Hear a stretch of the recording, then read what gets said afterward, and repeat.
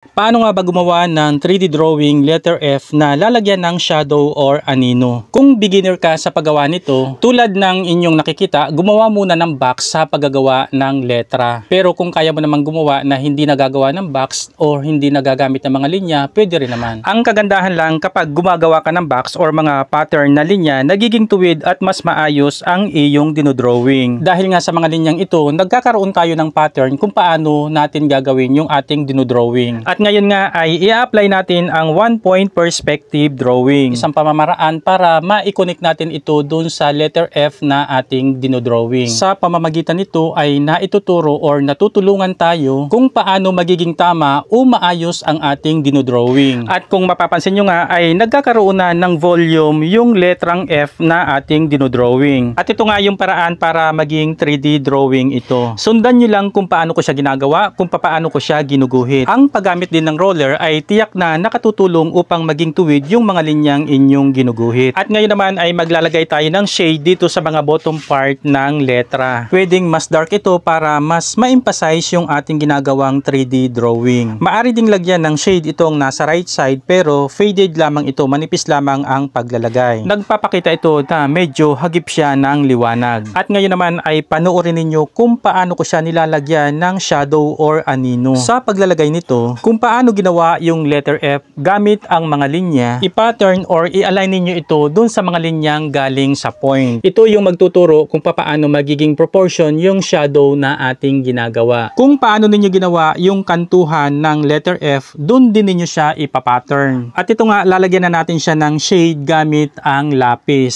Sa paglalagay ng shade, kailangan ay mas dark talaga ito. Dito ay ipinakita ko lang sa inyo yung basic na paraan ng paglalagay ng shadow or anino. Ang paglalagay ng anino or shadow ay pwede ring mai-adjust or pwedeng mabago. Depende ito doon sa tama ng liwanag, posisyon ng liwanag or perspective ng isang drawing. At ngayon nga ay i-adjust natin yung shadow or anino gamit ang pentel pen. Mas maganda talaga kung dark yung shadow or anino na ating gagawin. Dahil dito ay mas mai-emphasize yung ating 3D drawing, depende na rin dun sa ating dinodrawing. Pero mas mainam talaga kung gagawa tayo ng mga ganitong drawing, lagi nating iaayon dun sa pattern ng paraan ng ganitong pagdodrawing. At ang sunod naman natin gagawin ay gugupitin natin ang mga bahaging ito para mas makita ang kanyang pagiging 3D drawing. Isa itong pamamaraan para mas ma-emphasize yung ating 3D drawing. Ito ay isang basic 3D drawing lamang. Sana po ay nakakuha kayo ng idea. Maraming salamat pong muli sa inyong panonood. Please like and share, follow me and subscribe.